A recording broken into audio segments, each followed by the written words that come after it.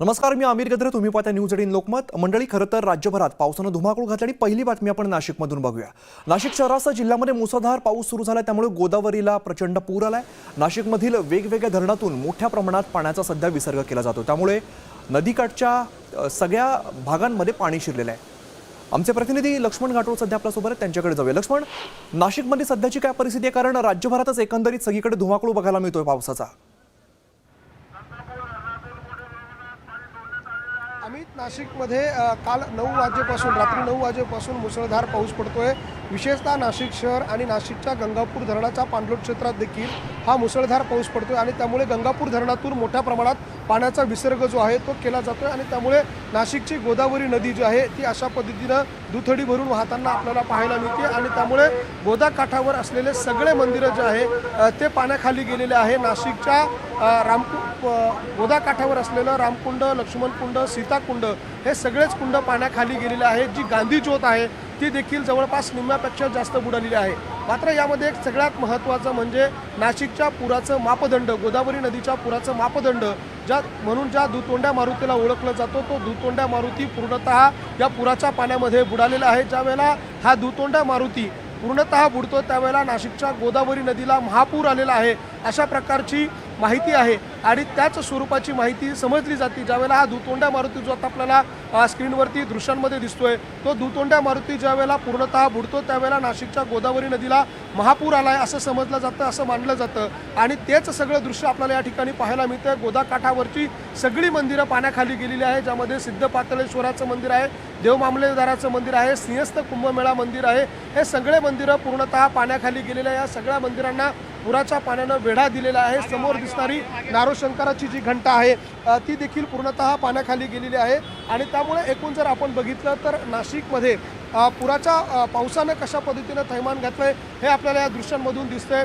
गंगापूर धरणातून जवळपास 9300 इतक्या प्रमाणात क्युसेक इतक्या प्रमाणात पाण्याचा विसर्ग केला जातोय. तर नाशिक शहराच्या वेगवेगळ्या भागामध्ये देखील पाऊस पडतोय. त्यामुळे गंगापूर धरणातनं सोडण्यात आलेलं पाणी शहरामध्ये पडणारा पाऊस या सगळ्यामुळे नाशिकच्या या होळकर पुलावरून जवळपास 18 ते 19 हजार क्युसेक इतक्या मोठ्या प्रमाणात पाणी जे आहे ते गोदावरी नदीमध्ये झेपावतंय आणि त्यामुळे गोदावरी नदीचं हे रौद्र रूप आपल्याला अशा पद्धतीनं दृश्यांमध्ये पाहायला मिळतंय. गोदा काठावरच्या सगळ्याच मंदिरांना या पुराच्या पाण्यानं वेढा दिल्याचं चित्र सध्या नाशिकमध्ये पाहायला मिळतंय.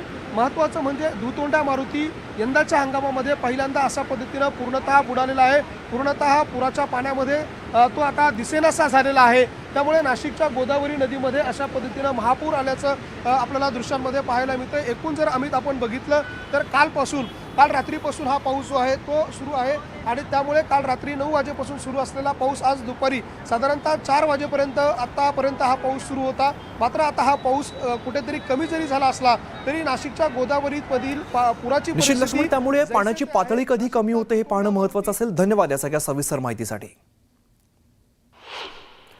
दरम्यान, नाशिकच्या गोदावरी नदीच्या पुराचं पाणी सराफ बाजार तसंच भांडी बाजारात सुद्धा शिरलं, त्यामुळे साहित्य बाहेर काढण्यासाठी दुकानदारांची धावपळ सुरू आहे. नाशिक जिल्ह्याला आज आणि उद्या रेड अलर्ट जारी करण्यात आलेला आहे. सराफ बाजारामध्ये भांडी बाजारात पाणी शिरलंय, त्यामुळे आजूबाजूचा परिसरामध्ये पाणी आल्यामुळे साहित्य बाहेर काढण्यात आता दुकानदार जे आहेत ते व्यस्त असल्याचं दिसतंय.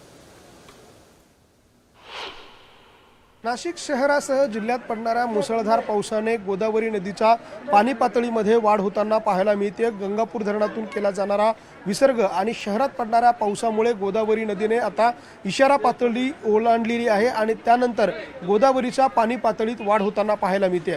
गोदावरी नदीच्या पाणी पातळीत वाढ झाल्यानंतर आता नाशिकच्या सराफ बाजार आणि भांडी बाजार या बाजारांमध्ये देखील पाणी शिरायला सुरुवात झालेली आहे. मी आता सराफ बाजार परिसरामध्ये आहे आणि सराफ बाजारातली ही दृश्य बघतो. ह्या टपऱ्या ज्या आहेत त्या गोदा काठावरून आता अशा पद्धतीने सराफ बाजारच्या रस्त्यावर आणण्यात आलेलं आहे. तर दुसरीकडे सराफ बाजारामधले हे जे व्यावसायिक आहे त्यांच्याकडनं अशा पद्धतीने दुकानं जी आहेत ती आता हलवली जात आहे. आपण बघतोय गुडघाभर पाणी हे नाशिकच्या सराफ बाजारामध्ये आलेलं आहे आणि सराफ बाजारात पाणी आल्यानंतर या भागातली जी दुकानं आहेत ज्यामध्ये भांडी बाजारातली विशेषतः दुकानं जी आहेत ती आता या ठिकाणून हलवली जात आहे. या लोकांना त्यांची जी साहित्य आहे ते त्या ठिकाणून हलवण्याच्या सूचना देण्यात आलेल्या आहे. आपण ही सगळी दृश्य बघतो. बघतोय ही नाशिकच्या सराफ बाजार आणि भेंडी बाजार परिसरातली दृश्य आहे, ज्यामध्ये आपल्याला स्पष्टपणे दिसते की कशा पद्धतीनं पुराचं पाणी जे आहे ते आता या मुख्य बाजारामध्ये शिरायला सुरुवात झालेली आहे. दुकानामध्ये कधी गेलो होतं यंदाच्या हंगामात?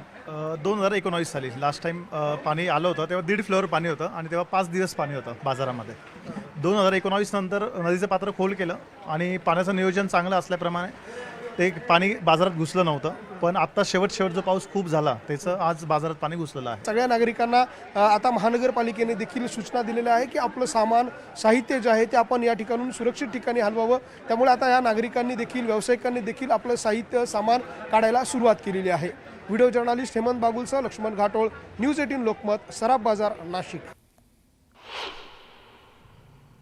तर इकडे बीड जिल्ह्यामध्ये सततची अतिवृष्टी आणि पूर परिस्थितीमुळे शेतकऱ्यांच्या हातातोंडाशी आलेला घास निसर्गानं हिरावून घेतलाय. सोयाबीनच्या पिकात आज सुद्धा गुडघाभर पाणी बघायला मिळते, त्यामुळे आलेला खर्च सुद्धा निघणार नाहीये. सरकारने 25,000 रुपये एकरी मदत करावी अशी मागणी शेतकऱ्यांनी केली आहे. तर बीडचा जिरेवाडी, आनंदवाडी या परिसरातून सोयाबीनच्या शेतातून आढावा घेतलाय आमचे प्रतिनिधी सुरेश जाधव यांनी. बीड जिल्ह्यात गेल्या 2 दिवसापासून मुसळधार पाऊस पडतोय. यामुळं शेतीमध्ये तब्बल गुडघाभर पाणी आहे आणि जी खरीप पिकं आहेत ती अक्षरशः पाण्याखाली गेलेली आहेत. सोयाबीन सडून गेलेले आहे. मी एका सोयाबीनच्या प्लॅन्टमध्ये आहे. बीडच्या जिरेवाडी शिवारातील हे शेत आहे आणि आपण समोर पाहतोय अशा पद्धतीनं या पिकामधून पाणी वाहत आहे. विशेषतः त्या शेंगा आहेत त्या शेंगा सडून गेलेल्या आहेत. पुढं जर समोर बघितलं तर पाणी मोठ्या प्रमाणात असल्यामुळे तिथल्या पूर्ण शेंगा ह्या सडून गेल्या आहेत, काळ्या पडलेले. आणि सोयाबीन काळं पडल्यानंतर त्याला जो भाव मिळणार आहे तो भाव देखील कमी प्रमाणामध्ये मिळतो. विशेषतः या चिखलामधून सोयाबीनला काढणी करायची असेल तर त्याच्यासाठी सुद्धा एकरी 5,000 रुपये मोजावे लागत आहेत.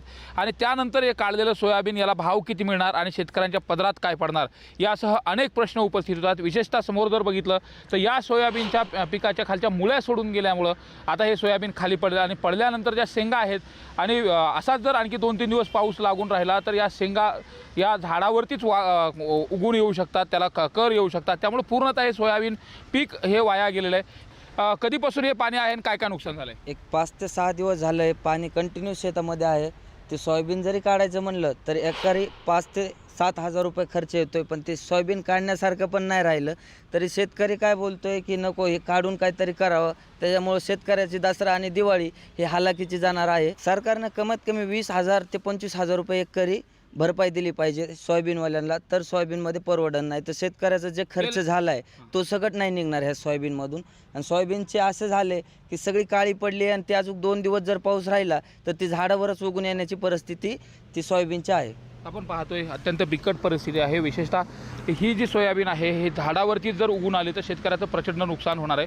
दुसरीकडे जर बघितलं तर या शेतामध्ये आजही गुडघाभर पाणी आहे. हे जर शेत पुढच्या रब्बी हंगामासाठी जर नीट करायचं असेल किंवा त्याला व्यवस्थित करायचं असेल, मशागत करायची असेल तर त्याच्यासाठी सुद्धा खूप मोठा खर्च येणार आहे. त्यामुळे साहजिकच सरकारने जी एकरी आणि हेक्टरी जी मदत जाहीर केलेली आहे त्यामध्ये वाढ करावी अशा पद्धतीने शेतकऱ्याकडून मागणी केली जाते. सुरेश जाधव, न्यूज 18 लोकमत, बीड. इकडे अहिल्यानगर जिल्ह्यामध्ये रात्रभर झालेल्या मुसळधार पावसामुळे जनजीवन पूर्णपणे विस्कळीत झालंय. पावसाचा तडाखा इतका मोठा होता की नगर शहरातून जाणारा कल्याण महामार्ग प्रशासनाला वाहतुकीसाठी बंद करावा लागलाय. या पावसामुळे सीना नदीला महापुराचं स्वरूप आलेलं आहे आणि नेप्ती नाक्याजवळील नदीकाठी असलेल्या घरांमध्ये पाणी शिरलंय. अचानक आलेल्या पाण्यामुळे स्थानिक नागरिकांची मोठी गैरसोय झाली असून अनेकांना घराबाहेर पडणं सुद्धा कठीण झालंय. एक दिवसाच्या विसर्जनानंतर काल दुपारनंतर पुन्हा एकदा अहिल्यानगर जिल्ह्यामध्ये पाऊस सुरू झालेला आहे. आपण हे दृश्य पाहू शकतो की अहिल्यानगरमध्ये सीना नदीला हा पूर आलेला आहे. जवळपास यापूर्वी असा पूर या ठिकाणी कधी आला नव्हता. आपण समोर जर पाहिलं तर घरामध्ये दुकानं आहेत, घरं आहेत, त्याने पाणी शिरलेलं आहे. त्या ठिकाणी तिथले माणसं जे आहेत त्यांना बाहेर येण्यासाठी रस्ते नाही, त्यामुळे ते घरापाशी थांबून बसलेले आहेत. कारण या जवळपास या नदीला एक अर्धा किलोमीटरचं पात्र जे आहे पूर्णपणे भरलेलं आहे. त्यामुळं हा काही ठिकाणी नदीचं पुलाचं काम चालू आहे, त्यामुळं हा अडथळा होत आहे. त्यामुळं शहरामध्ये हा नालेगाव भाग आहे त्या भागामध्ये पाणी शिरलेलं आहे. नगर कल्याण महामार्ग आहे तर हा बंद पडलेला आहे. रहदारी जी आहे दुसरीकडून वाहतूक जी आहे दुसऱ्या बायपास केलेल्या आहे. परंतु मोठ्या प्रमाणात पूर आल्यामुळं अनेकांच्या घरामध्ये पाणी शिरलेलं आहे आणि रहदारी बंद झाल्यामुळं या ठिकाणी येणाऱ्या काळामध्ये पाऊस जर असाच राहिला तर मोठा धोका होऊ शकतो. त्यामुळे प्रशासन सतर्क आहे. स्थानिक नागरिक जे आहेत ते याच्या पाहण्यासाठी आलेले आहेत. परंतु जर पाऊसच पाणी कमी झालं तर शहरामध्ये पाणी घुसण्याची शक्यता नाकारता येत नाही आणि आजूबाजूला घरं जी आहेत ती घरं खाली करण्याचा इशारा प्रशासनाने दिलेला आहे. त्यामुळं वेळेवर पावलं उचलावी अशी मागणी स्थानिक नागरिक करत आहेत. व्हिडिओ जर्नलिस्ट मुंतजीरसह साहेबराव कोकणे, न्यूज 18 लोकमत, अहिल्यानगर.